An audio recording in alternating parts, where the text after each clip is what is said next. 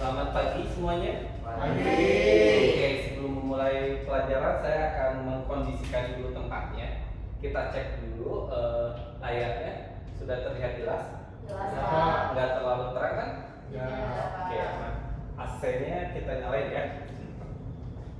Jangan Karena dingin, Pak. udaranya agak panas ya. Ya. Jangan dingin-dingin, Pak. Saya nggak biasa di AC. Ketua kelasnya siapa? Adoni. Jadi, Pak. Tolong dirapikan tempat duduknya semuanya. Siap. Siap. Bismillahirrahmanirrahim. Assalamualaikum warahmatullahi wabarakatuh. Waalaikumsalam. Sebelum dimulai, ketua kelas silakan untuk memimpin dulu berdoa. Silakan. Untuk kelancaran pembelajaran kita hari ini, kita dulu teman-teman berdoa dimulai. Selesai. Terima kasih. Selamat pagi. Pagi. Selamat pagi. Pagi. Oke. Kita akan belajar tentang PBK Digital Marketing and Strategi Spesialis. Oke. Sebelumnya kita kenalan dulu ya. Saya Lutfi Maulidi, instruktur di kantor ini di UPT LTS APMI. Lahir di Bandung 17 Oktober 1898. Sekarang saya tinggal di Lembang, Kabupaten Bandung Barat. Kalau butuh nomor kontak silahkan dicatat nomor kontaknya dan emailnya. Ya, sudah ya? Itu foto saya ya. Lanjut. Oke, kita punya kontrak belajar. Kontrak belajar di sini untuk apa? Agar pembelajaran kita itu nyaman. Jadi kita sama-sama ya, kita sama-sama patuhi kontrak belajar ini. Yang pertama, dilarang menggunakan HP di kelas. Dilarang menggunakan HP di kelas, tetapi karena ini digital marketing, ada suatu waktu kita itu akan menggunakan HP. Jadi nanti kalau bisa tuh boleh menggunakan HP, baru menggunakan HP. Tapi kalau bisa tuh ketika pembelajaran materi, mohon maaf untuk tidak menggunakan HP. Yang kedua, dilarang berisik, dilarang mengganggu teman sebelahnya, apalagi teriak-teriak, itu tidak boleh. Yang ketiga, dilarang makan dan minum karena udah ada waktunya ya. Dan yang keempat, silakan mengajukan tangan jika ada yang belum dimengerti atau keterangan. Jadi nanti ketika pembelajaran pun dimulai, misalnya kurang mengerti, tidak aja ajukan saja tangannya. Lanjut. Nah, safety induction. Yang pertama tadi sudah dinyalakan AC-nya karena di ruangannya tertutup. AC-nya pun kadang terlalu dingin. Jadi nanti kalau misalnya teman-teman rekan-rekan semuanya pas pembelajaran dingin banget, silakan ajukan tangan, Pak, AC-nya terlalu dingin dan kita turun ke AC. Yang kedua, jalur evakuasi. Jalur evakuasinya di sini ada satu. Nanti kalau misalnya ada peringatan atau ada bunyi bel, silakan teman-teman bisa keluar masuk ke pintu utama sini. Nanti ada halaman, berkumpul di halaman. Seperti itu. Yang kedua, konsleting kabel. Hati-hati karena di sini banyak kabel, jadi rawan untuk apa sih namanya itu? Terkena strum. Seperti itu. Oke, sebelum dimulai saya akan mengabsen dulu ya. Kita kan baru kenalan nih. Jadi teman-teman itu kan katanya dari 27 kabupaten kota ya. Oke. Sekalian kita perkenalan. Nanti sebutkan aja yang satu. Saya Lutfi, saya berasal dari saya Lutfi, saya purna PNI dari negara Malaysia dan saya tinggal di Kabupaten Bandung. Oke. Yang pertama Doni. Ya. Ya. Nama saya Doni, saya purna dari Zimbabwe. Ya. Karena saya tinggal di Kabupaten Bandung. Kabupaten Bandung sama ya kayak saya. Bukannya Kabupaten Bandung Barat tadi Bapak? Kabupaten. Oh iya Kabupaten. Enggak, rumah orang tua saya di Kabupaten Bandung. Seperti itu. Yang kedua Asep Sari Hidayat. Baik, nama saya Asep Hidayat. Saya purna PMI dari Afrika Selatan, Pak. Oh gitu. Ya, dulu saya bekerja di JUP di sana. Oh. Dapur. Tinggalnya di mana Pak? Aslinya? Aslinya dari Pangandaran, Pak. Jauh ya Pak ya. Ya. Yang berikutnya Ira Herlina Putri. Ya, siapa? Saya, Pak. Iya. Saya Ira, pernah PMI dari London, Pak. Terus Wis. saya jadi guru TK di sana, Pak. Oh gitu ya. Oke. Jadi Beda ya kalau yang di London sama di Afrika. Sangat beda. Cuacanya apanya gitu ya. Panas. Tekanan hidupnya beda Pak. Apanya? Tekanan hidupnya beda. Tekanan hidupnya beda. Jadi ya betul. Yang berikutnya. Oh, nanya saya dari kabupaten mana, Pak? Oh belum ya? Oh ya silakan. Saya orang Kota Bandung, Pak. Oh Kota Bandung dekat dong. Dekat, Pak. Alhamdulillah. Oke. Berikutnya Tessa. Oke Pak, nama saya Tessa, Purna Feby dari Singapura. Oh, Singapura. Kabupaten Bandung. Kabupaten Bandung. Banyak yang Kabupaten Bandung ya. Yang berikutnya Salwa. Perkenalkan nama saya Salwa, saya Purna Feby dari Malaysia. Kebetulan juga saya tinggal di Garut. Di mana? Di Garut. Oh di Garut. Oke. Semuanya hadir ya. Ada 5 orang semuanya hadir. Oke. Sebelum dimulai, ada yang tahu ini apa? Uang Uang. Pak. Ini apa? Gambar uang. Jelas ya. Meskipun kecil bentuknya juga pasti jelas kalau uang itu. Ada yang tidak mau uang? Tidak. Semuanya mau pasti mau uang ya. Betul. Betul. Sebenarnya uang itu untuk apa sih? Untuk hidup Pak. Ini kebutuhan Untuk hidup. memenuhi kebutuhan hidup. Ada lagi? Untuk Investasi macam-macam ya. Nah, sebelum masuk ke materi, saya akan menjelaskan dulu. Kita akan ada tayangan video dulu sejarah kenapa uang itu muncul. Kita nonton dulu ya. Money is everything. Ungkapan itu sangatlah mencerminkan betapa uang sangatlah dibutuhkan oleh banyak orang. Orang-orang bekerja siang malam untuk mendapatkan lembaran-lembaran uang. Tapi, tahu gak sih sejarah dan asal-usul dari uang itu sendiri? Maka dari itu, kamu harus tahu. Sebuah benda tak akan tercipta dengan sendirinya. Begitu juga dengan uang. Banyak proses yang dilalui sehingga uang itu dapat tercipta. Pada awalnya, manusia belum mengenal kegiatan tukar-menukar. Karena dahulu setiap orang berusaha memenuhi kebutuhannya dengan usaha sendiri. Manusia berburu jika ia lapar, membuat pakaian sendiri dan juga bertanam untuk mendapatkan bahan makanan. Namun apa yang mereka produksi ternyata tidak cukup untuk memenuhi seluruh kebutuhan mereka. Lalu mereka mencari orang yang mau bertukar barang dengan barang yang mereka butuhkan. Dan dari sinilah muncul sistem barter. Lalu, karena sistem barter memiliki banyak kekurangan, salah satunya adalah sulitnya menemukan orang yang mau menukarkan barangnya, maka digunakan benda-benda tertentu sebagai alat tukar. Biasanya benda-benda yang digunakan memiliki nilai tinggi dan dibutuhkan masyarakat. Dahulu, bangsa Romawi menggunakan garam sebagai alat tukar. Pengaruh bangsa Romawi dalam menggunakan garam sebagai alat tukar terlihat sampai sekarang. Dalam bahasa Inggris, upah disebut sebagai salary yang berasal dari bahasa Latin yaitu salarium yang berarti garam. Meskipun alat tukar sudah ada, tetapi tetap saja masih terjadi banyak kesulitan. Di antaranya adalah kurangnya daya tahan benda-benda tersebut sehingga tidak tahan lama. Lalu digunakanlah logam sebagai alat tukar karena memiliki nilai tinggi dan tahan lama. Logam yang digunakan adalah emas dan perak. Sejalan dengan perkembangan ekonomi, penggunaan logam sebagai alat tukar mengalami kesulitan, yaitu penggunaan uang logam sulit dilakukan untuk transaksi dalam jumlah besar. Lalu diciptakanlah uang kertas, yang pada saat itu kertas yang digunakan merupakan bukti-bukti kepemilikan emas atau perak. Selanjutnya, masyarakat tidak lagi menggunakan logam secara langsung sebagai alat tukar. Mereka menggunakan kertas bukti tersebut sebagai alat tukar. Nah, kertas bukti tersebut adalah cikal bakal uang kertas seperti uang modern saat ini. Makin tahu, makin banyak ilmu. Semoga bermanfaat dan sampai jumpa. Oke, itu ya tadi sekilas tentang uang. Tadi kan sebenarnya pelatihan kita itu pelatihan digital marketing and spesialis strategi ya. Nah, kenapa kita belajar tentang uang?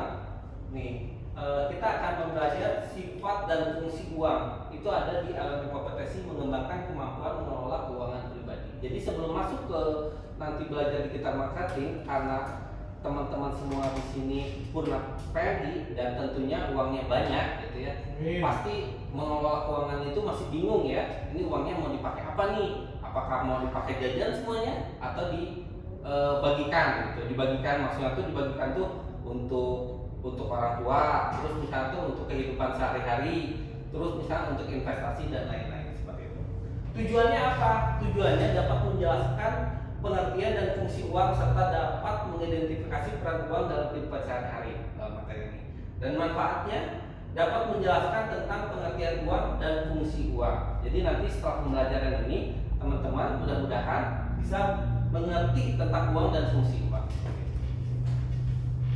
Ada yang mau ditanyakan? Cukup?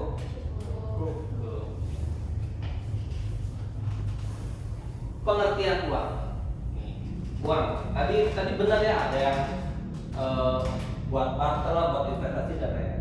Uang adalah alat tukar yang diterima secara umum dalam masyarakat untuk mempermudah transaksi jual beli barang dan jasa.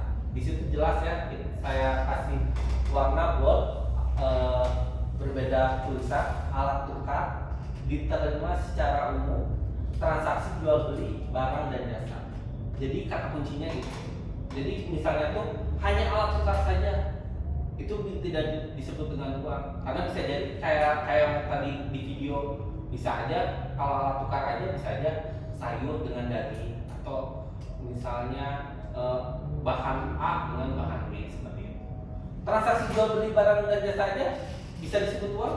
Belum tentu juga, karena itu merupakan proses ekonomi seperti itu. Dan yang lebih jelas lagi diterima secara umum. Jadi misalnya gini, diterima secara umum tuh uang di sini kan bisa aja ya, uang itu kan bentuknya kertas gitu ya. Dalam satu negara dia punya uang. Nah, di dalam satu negara itu semuanya itu paham gitu bahwa uang saya itu seperti ini gitu. Dan itu diterima secara umum.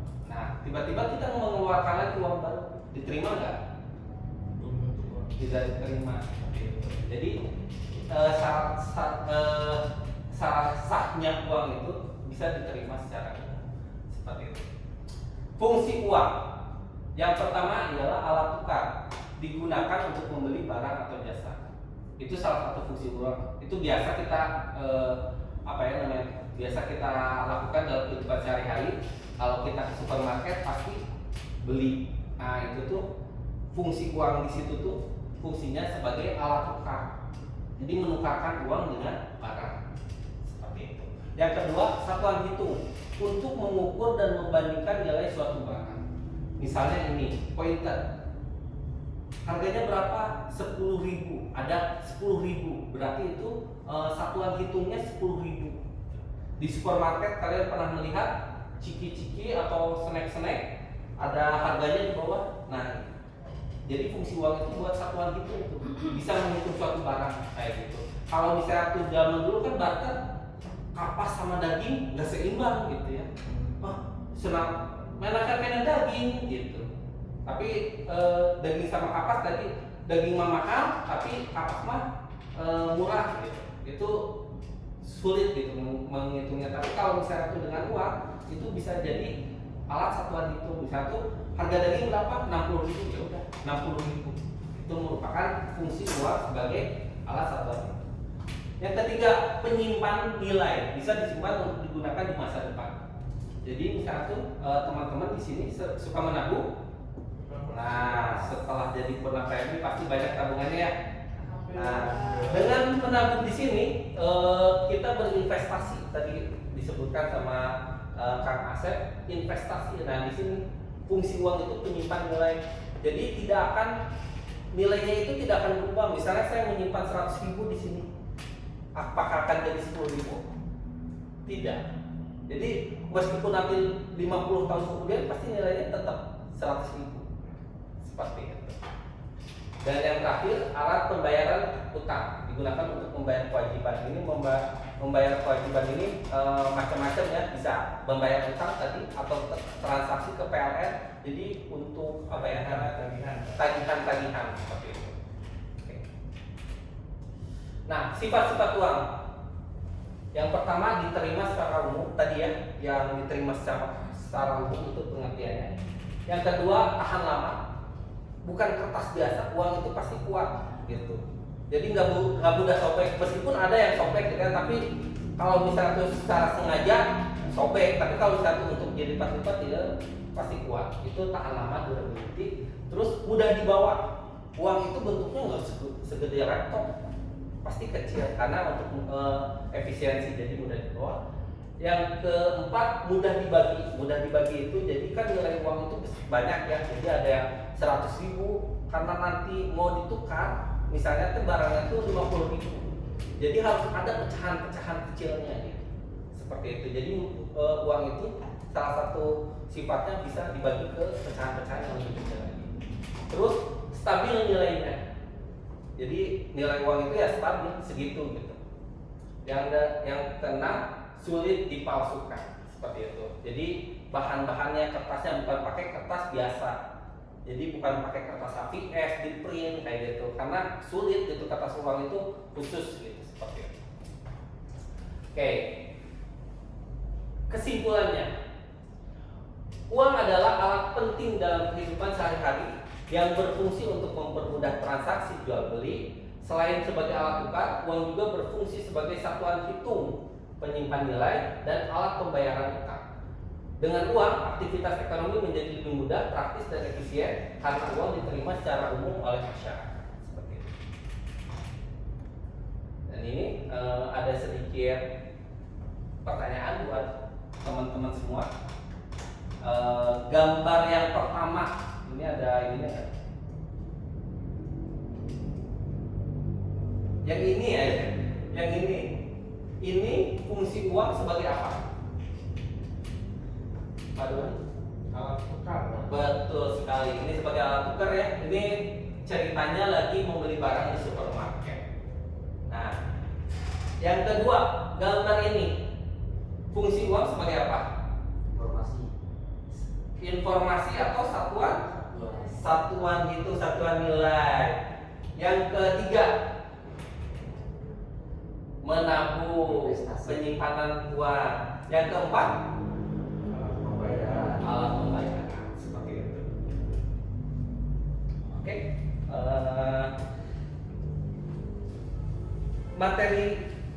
Materi tentang sifat dan fungsi uang cukup sampai di situ. Ada yang mau ditanyakan sebelum kita berlanjut ke sesi berikutnya?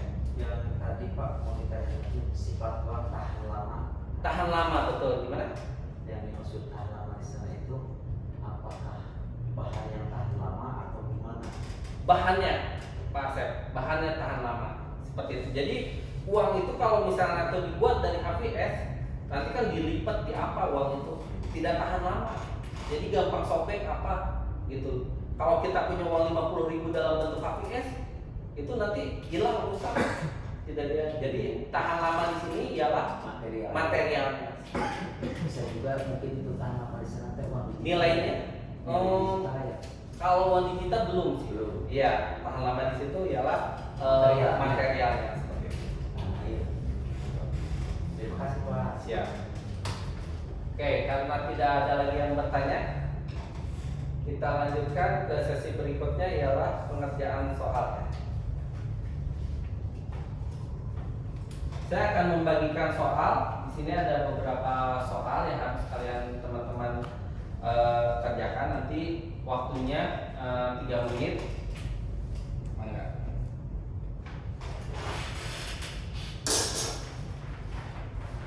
Kasih Pak. Oke, tidak boleh nyontek ya. Soalnya gampang.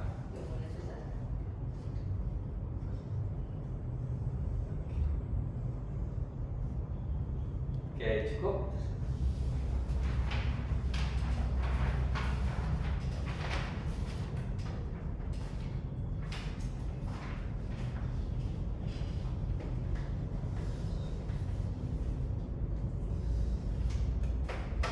Ya, alhamdulillah hasil dari asesmen teman-teman semua dalam materi sifat dan fungsi uang semuanya lolos ya. semuanya nilainya bagus-bagus gitu. Nanti kita akan lanjut lagi ke materi berikutnya seperti itu. Namun ada tugas tambahan nih buat teman-teman semua. Nanti setelah pembelajaran ini selesai, teman-teman semua tolong menuliskan fungsi uang. Jadi nanti ada fungsi dalam kehidupan sehari-hari, fungsi uang dalam kehidupan sehari-hari. Misalnya di foto ya, misalnya saya belanja apa, foto, ini fungsi uang sebagai alat tukar. Kalau misalnya itu nggak ada fotonya, bisa sambil searching di Google seperti itu. Cari 5 contoh masing-masing fungsinya, nanti bisa dikirimkan ke email saya atau nanti di scan aja ini ya, boleh di scan dulu. Nanti emailnya dikirim ke sini ya. Oke.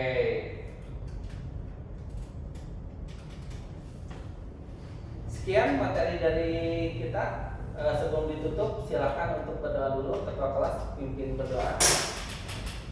Sebagai penutup materi hari ini, mari kita berdoa dimulai. Sudah selesai. Terima kasih semuanya. Kita akan bertemu lagi pada agenda berikutnya. Harap untuk dirapikan kelasnya. Wabillahi taufiq wal hidayah. Assalamualaikum warahmatullahi wabarakatuh. Waalaikumsalam.